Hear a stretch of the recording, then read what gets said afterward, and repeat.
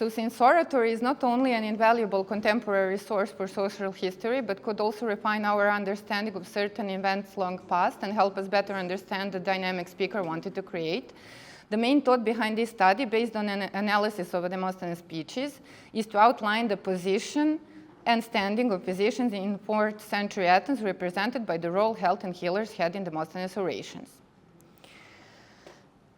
Since health and healers are both deeply rooted in the divine, in ancient Greece, both healing and bringing diseases is Apollo's domain, along with divination, lustration, legislation, incantation, and poetry. In Iliad, Apollo both causes the plague that tormented the Greeks to revenge all the hurts and the offense heaped upon both him and his priest, and heals it. In accordance to the ethnomedical principle, he that wounds shall make whole.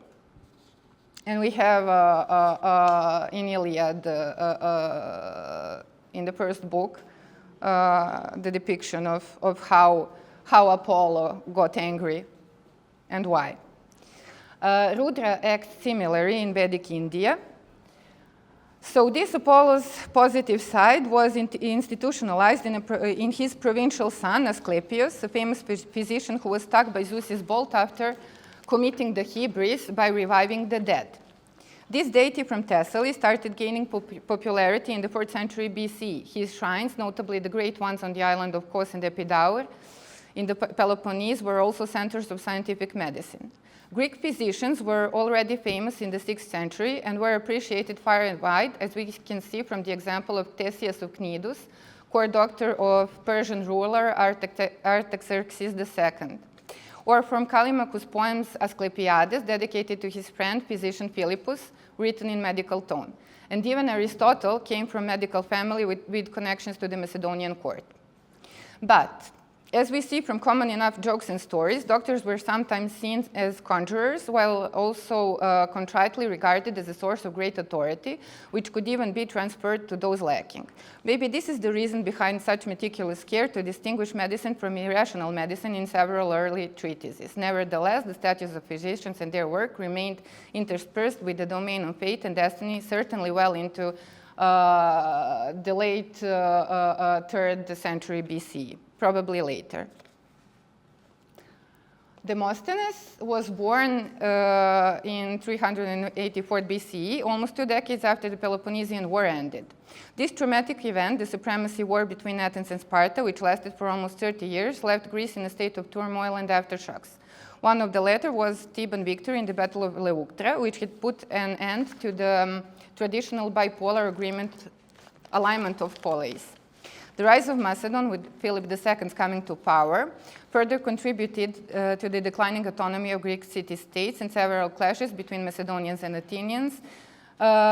Situation culminated in 338 BC with the Battle of Chaeronea. Demosthenes fought in this battle as a mere hoplite. He managed to incite several insurrections against Macedonians and survived them all until Alexander's successor Antipater quelled Athenian opposition for the final time. Demosthenes rather committed suicide than fall in his enemy's hands in 332 BCE. But such was his influence that in 280 BC, more than 40 years after his death, his nephew Demochares persuaded Athenians to commission and set up Demosthenes' statue in Agora at the state's expense, and this is the face of that statue that we see.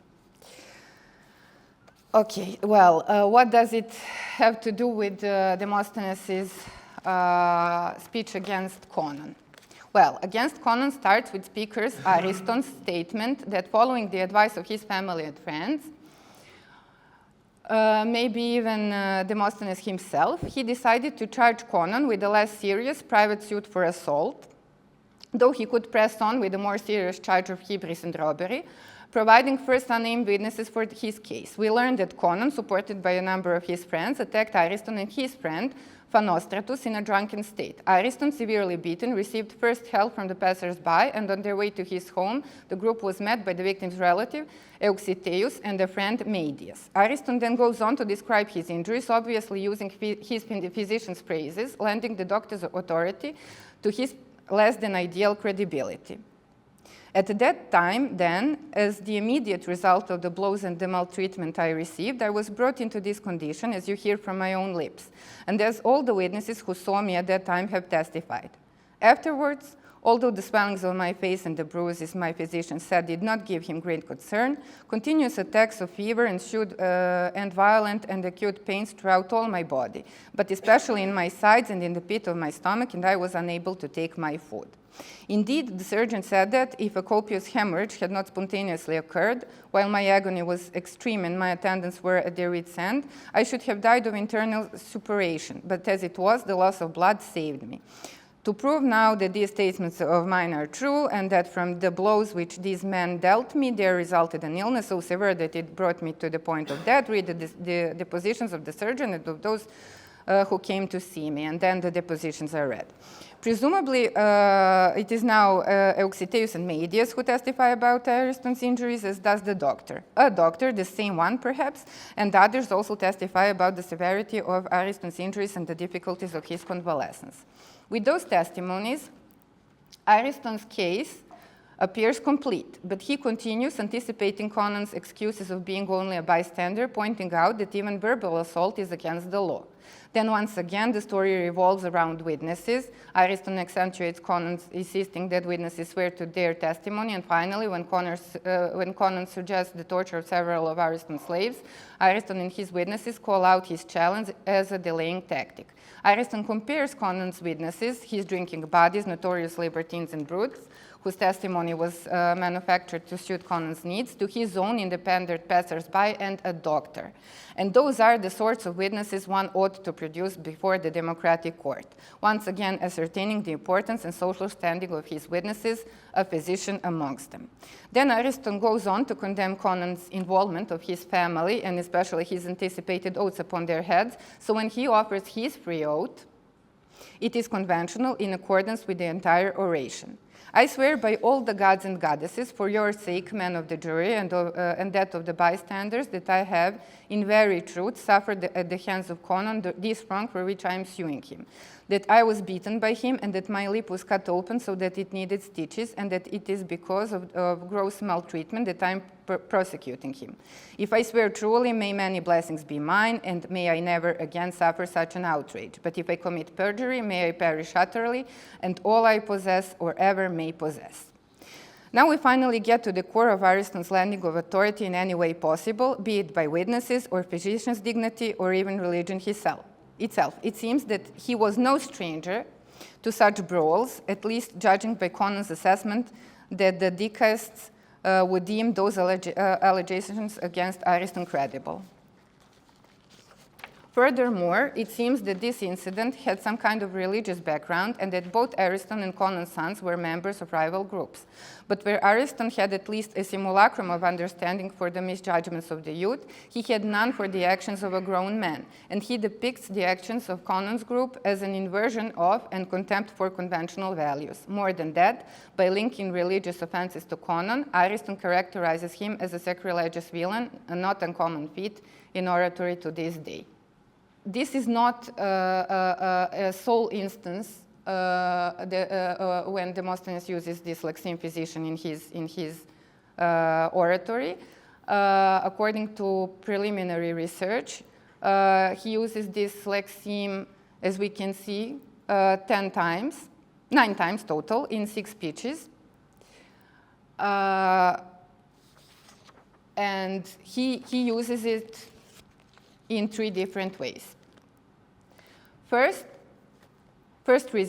group of results are those where Demosthenes uses the lexeme physician in a general sense in his speeches against Evergus and Nesibulus and against Conon.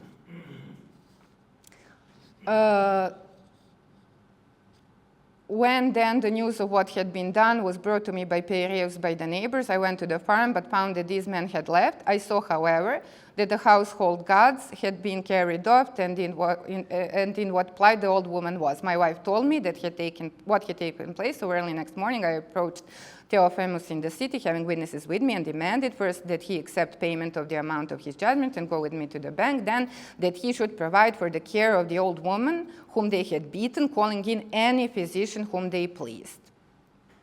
The speaker here demanded that the wrong be righted and any physician called in. Several passages down in the same speech, the speaker again reminds his audience of a physician needed but not called in, and then proceeds to state that he had called on one who claimed the situation was hopeless.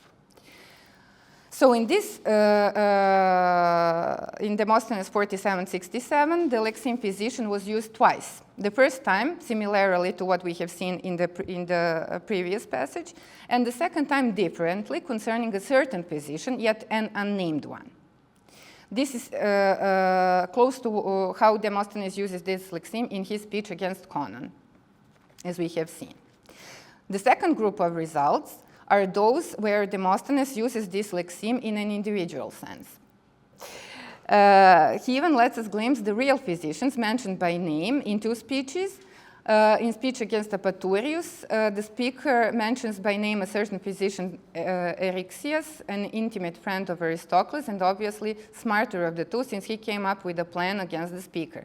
Aristocles promised that he would produce the articles, but up to this day has not brought them to light. He did meet us on the appointed day at the Hephaestion, but made the excuse that his slave, while waiting for him, had fallen asleep and lost the document. The man who concocted this plot was Eryxias, the physician from Piraeus, an intimate friend of Aristocles, the same man who, out of enmity toward me, had also got up this action against me.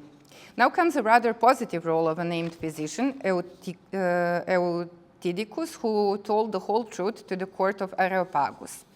And if Eutydicus, the physician, to whom these men had gone in the first instance, asking him to make a cut on the head of Boetius, had not told to the court of the Areopagus that the whole truth, this man would have taken such vengeance upon me, who was guilty of no wrong toward him, as you would not try to inflict on those who were guilty of the greatest wrongs toward you. That I may not be brought to be slandering him, please read the depositions. The third group of results brings us back to the communal grounds based on the state speech in which the lexeme physician was used in three speeches. In the third Olympiac oration, Demosthenes was supporting Olympus' plea for help. This speech was delivered sometime in 349 BCE, like the two previous orations. Although given Demosthenes' pessimistic stance in this speech, it was probably much later than the first two orations. Here, Demosthenes not only criticizes a new type of orators who do not lead but follow the demos, nor appeal to the greater good but do what is pleasing.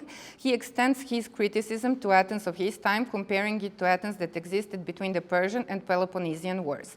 Demosthenes paints a gloomy picture of Athens, where private houses of the orators are more stately than the public buildings. There is still hope if Athenians find their courage and follow the examples laid by their forefathers. Otherwise, they will continue to exist in this neither living nor dead state. If, therefore, even at the 11th hour, you can shake off these habits and consent to fight and act as becomes Athenians and to devote the abundant resources that you have at home to the attainment of success abroad, perhaps, men of Athens, perhaps you may gain some important and unqualified advantage and may be quit of these paltry perquisites. Like the diet prescribed by doctors, which neither restores the strength of the patient nor allows him to succumb, so these doles that you are now distributing neither suffice to ensure your safety nor allow you to renounce them and try something else. They only confirm each citizen in his apathy. In similar metaphor, in first speech against Aristogaton, the speaker compares Aristogaton to a monster and urges his compatriots to expel him, like a physician cauterizes or cuts away cancer, an ulcer, or some other incurable growth. Surely then to admonish such a fellow is madness. A man who never yielded or shrank before the storm or protest with which the whole assembly admonishes those who offend it would readily heed the protest of an individual. His case is incurable, men of Athens, quite incurable, just as physicians, when they detect a stranger, or a cancer or an ulcer or some other incurable growth, cauterize it or cut it away, so you ought all to unite in exterminating this monster. Cast him out of your city, destroy him. Take your precautions in time and do not wait for the evil consequences, which I pray may never fall either on individuals or on the community. And the similar attitude can be seen in the second speech against Aristogaton. This is clearly so because we can see that those cities are best ordered which have given birth to best lawgivers. For as the distempers of the body are arrested by the discoverers of physicians, so savagery is expelled from the soul by the wise purposes of the legislator. To sum up, we shall find nothing venerable or admirable which is not associated with the law. So, the portrait of a physician that emerges from these orations is one of undoubted social dignity and authority. The doctor's authority is so great that it can compensate even the complicated history of the accuser, as we have seen in Ariston's case, in Demosthenes' oration against Conon.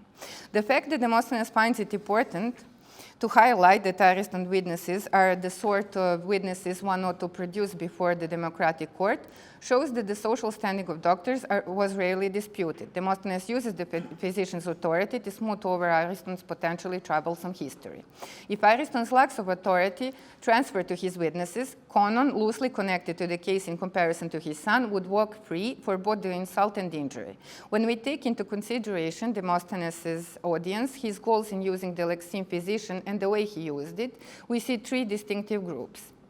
First, a sort of state speech where Demosthenes compared physical health of an individual to metaphorical health of a state or a legislator. Then there are the results where he used this lexeme in a general sense, almost always appealing to emotion. And finally, in the third type of the results, Demosthenes used the lexeme physician in an individual sense, even naming some physicians. We believe that much more could be gleaned from this aspect of orations in general, and that those issues warrant more than a preliminary research which would help us better understand social relations and problems of antiquity. Thank you.